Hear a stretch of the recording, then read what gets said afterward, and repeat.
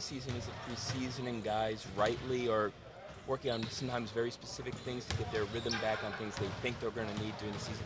How difficult is it for you and your coaches to measure the ball movement and the unselfishness of an offense in the way that you want them to play when the games count? Well, hopefully the trend will continue. I think we've done a pretty good job through 2 games. I know, obviously, small sample, but not only measuring assist percentage, that implies you make shots. Last night, we didn't necessarily make the volume of shots we wanted to, but we had a higher assist percentage than we've set for a goal, and also measuring potential assist. Are we creating the opportunities we're looking for, regardless of the shot? Regardless of whether the shot goes in. That ties back to that process mindset. We're just going to make sure that we're doing the right thing, and eventually those things will tip in our favor. So if I hear you correctly, you are pleased with the ball movement and the purpose of play? Yeah, for the most part. And their physicality last night, I think, got us on our heels a little bit early, but that's going to be something we have to get used to. You said something last night about Corey that he's going to have to be a high volume guy, something like that. That's a big challenge for him. Yeah, can you expand on that? Well, I mean, he was a 40% three-point shooter last year, so it'd be great for him to stay 40 plus, but the volume of threes, we want him to get that number up, and I think that it's going to spread things out for him. It's going to do wonders for the rest of the guys on the floor. The gravity of that across the league, you see it, team by team, and the guys that are shooting with that level of efficiency, they're shooting at a high clip. Is that a balance of set design and his aggression? Yes, for sure. Very free-flowing, especially in transition. We want to make sure we're continuing to keep tempo in the game. I don't mind him hunting those shots early. Yeah. So that's literally like a pull-up if you're in a break and he's in rhythm. He's full. Yeah, and he's got to understand, the flow of the game. Obviously, we struggled to make threes last night. We need to get something downhill. But generally speaking, we want him to hunt those optimal shots early in the possession. How much of his shot attempts for three are predicated on whether he's playing alongside guys who can break down a defense off the dribble or utilize a pick and roll to get a paint, touch, pass three? I don't know percentage exactly. There's going to be a balance. He's going to find some of them in transition. He'll find some, playing through the post where he's cutting and moving. He's done a terrific job, over the past 2 years as a cutter. So that in itself is going to open things up. The challenge is to get a few more in catch and shoot off screening action, and then finding those shots, off the secondary, whether that's in drag situation, pick and roll, or he's just hunting, and finding the open areas behind the ball. What about off the bounce? Are you encouraging him to take more of those types of things? Sure, if he's open. I mean, I think there's a balance there. It's not one of his strengths right now, but we've seen an incredible jump in his efficiency playing downhill, finishing at the rim, finishing in the paint. He didn't have that coming in, so the challenge is to just add another layer for him. Given how much of a rim deterrent Daniel is, and how he often has to chase down a block, right? How much does that impact the team's ability to defensive rebound? Quite a bit. And that's something that's, to his credit, he's going to keep doing that. Took a charge, and it's easy to get excited about the dunk. It's a great athletic play, but I was more excited the fact he, in a preseason game, stood there and took a charge. Had 2 great examples of verticality. He had another big, block night. So that's got to be his DNA. Who he is for us, we need that. Now, he needs some help on the perimeter. We got to do a better job of containing, shrinking the floor, minimizing paint attacks. Takes a ton of pressure off of him, and hopefully will help us, finish possessions with a rebound.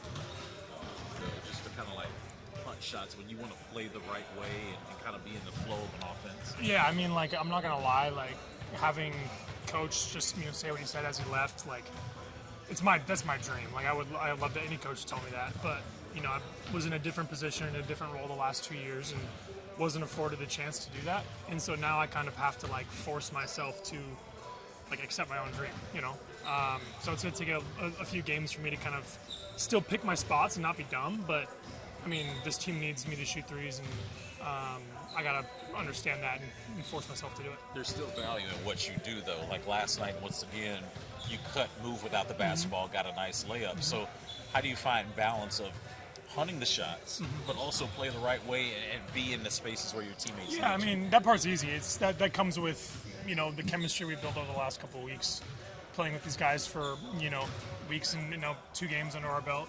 And that's just kind of what comes naturally to me in the game, is that kind of reading it when I'm off the ball, knowing when to cut, knowing when to space. And even I've gotten even a lot better at that over the last 2 years too. So marrying the two shouldn't be difficult. What does it mean to you to have your coach say essentially that you taking almost any three is equivalent for this team to playing the right way?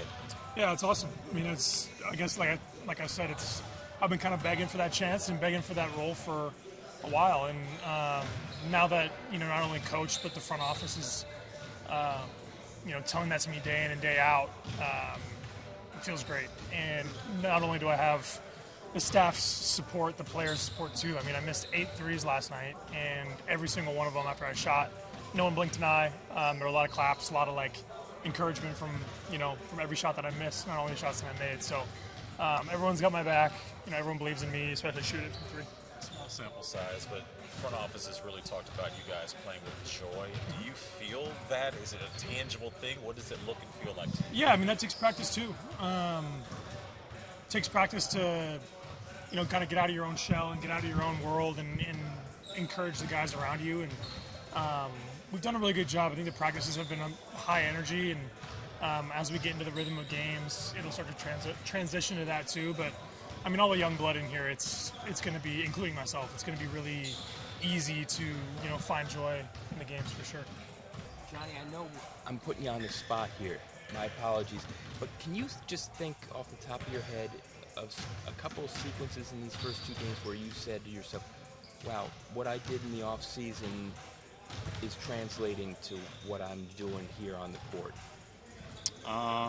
Shoot, yeah, that is putting me on the spot. Yeah, I know. There's probably a whole bunch throughout the game, but I would say mainly just probably my movement without the ball. That's something I didn't really, know too much about when I first got here, and I picked up on it over time. So I'd say I'm really utilizing that now. And do you go about working on that by watching film or by doing some extra running? Definitely watching film, and in practice just treating it like it's a game, cutting game speed, whenever we're doing live stuff, just imagining what I would be doing on the court in practice. You said going into the summer that you wanted to get stronger and add muscle. How have you noticed the benefits of that so far? It definitely helps defensively. When guys are lowering their shoulders, trying to draw contact, definitely helps with being able to hold my ground, not let them kind of push me around. Does it feel like you're playing more assertively once the ball's in your hand? Yeah, I would definitely say whenever I get defensive rebounds, I just try to get it and go, push and transition. Try to get easy buckets.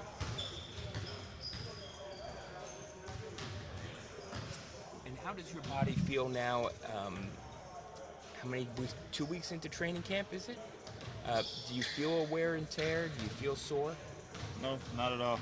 We got a long season ahead of us, so I'm making sure to treat my body right. What do you hope to accomplish, as you look ahead to the next 2 preseason games and the lead up to the regular season? Yeah, just keep playing the way I've been playing. Stay aggressive offensively and defensively. Keep getting in passing lanes, trying to get out and get easy opportunities at the rim. We've been around you for over a year now. I won't claim to know you super well, but it seems like you're really serious about your craft, and you can tell by the way you talk about it. Where does that come from? It's just how I've been since I was a kid. I'm very competitive, very serious when, I'm working in the gym. So, that just comes with my competitiveness. How does your mentality any different than your twin brother? Or are you guys, are you similar in that way? I don't know. Yeah, definitely. That's kind of where I get it from, just battling with him, growing up. But I would say he's more kind of, an outgoing, funny person, I guess you could say, and I'm more just a serious one. So we got some similarities, but there's a lot of differences too.